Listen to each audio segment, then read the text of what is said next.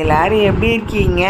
இப்போ வந்து 1/2 கிலோ வந்து ஆட்டுக்கறி வச்சு 1.5 கப்பு வந்து மெஷரிங் கப்பில் பாஸ்மதி அரிசி எடுத்து எப்படி ஆட்டு பிரியாணி எப்படி செய்யலான்னு பார்க்கலாம். மட்டன் பிரியாணி வந்து 3 லிட்டர் குக்கரில் வந்து 1/2 கிலோ வந்து கறி போட்டுட்டு 1/2 லிட்டர் வந்து தண்ணி எடுத்து ஊற்றிட்டு 1 டீஸ்பூன் வந்து உப்பு போட்டுக்கோங்க.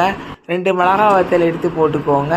அதுக்கப்புறம் வந்து அதை வந்து கேஸ் ஸ்டவ்லேயே வந்து ஃபுல்லாக வச்சு ஆவி வந்தோடனே வெயிட்டை போட்டு ஒரு 1/2 மணி நேரம் கண்டு அதை கேஸ் ஸ்டவ் ஃப்ளேம் சிம்மில் வச்சுட்டு அதுக்கப்புறம் ஆஃப் பண்ணிடுங்க. 2 பெரிய வெங்காயம் எடுத்து சாப்பரில் போட்டு சாப் பண்ணிக்கோங்க. வேறு குக்கரில் வந்து நல்லெண்ணெய் 2 கரண்டி ஊற்றிட்டு அதுக்கப்புறம் வந்து கரம் மசாலா போட்டுட்டு அந்த வெங்காயத்தை வந்து அதில் போட்டுக்கோங்க. உப்பு வந்து 2 டீஸ்பூன் போட்டுக்கோங்க. தக்காளி வந்து ஒரு பெரிய தக்காளி 2 தக்காளி எடுத்து அதே மாதிரி சாப்பரில் சாப் பண்ணிவிட்டு அதையும் போட்டுட்டு அதையும் நல்லா வதக்கி எடுத்துக்கோங்க. 1/2 மணி நேரம் கழித்து அந்த கறி வெந்ததுக்கப்புறம் அதை எடுத்து தனியாக வச்சுருங்க.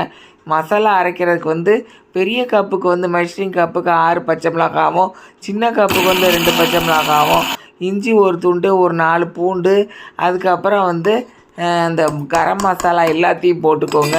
மிக்சியில் அதை போட்டு அரைச்சிட்டு அந்த கரண்டி அளவுக்கு ஒரு 50 ml கண்டோம் தயிர் எடுத்து அதில் கூட போட்டு அரைச்சிருங்க. இதுதான் வந்து வெங்காயமும் தக்காளியும் வந்து வதங்கின பதம். இந்த பதம் வர்ற அளவுக்கு வெங்காயம் தக்காளியும் கேஸ் ஸ்டவ் ஃப்ளேம் சிம்மில் வச்சு நல்லா வதக்குன்னு வதக்கிடுங்க. அதுக்கப்புறம் மசாலா வந்து அரைச்ச மசாலா அதில் போட்டுட்டு அதையும் கேஸ் ஸ்டவ் ஃப்ளேம் சிம்மில் வச்சு நல்லா வதக்குன்னு வதக்கிடுங்க. இதான் வந்து பதம், நல்லா எண்ணெய் தெளிஞ்சு வந்த பதம். இந்த பதம் வர்ற அளவுக்கு மசாலாவை நல்லா கேஸ் ஸ்டவ் ஃப்ளேம் சிம்மில் வச்சு வதக்கிடுங்க. அதுக்கப்புறம் கறி வந்து வெந்து வச்ச கறியை வந்து தண்ணியை மட்டும் தனியாக எடுத்து வச்சுட்டு அதுக்கப்புறம் அந்த கறியெல்லாம் அதில் போட்டுருங்க குக்கரில்.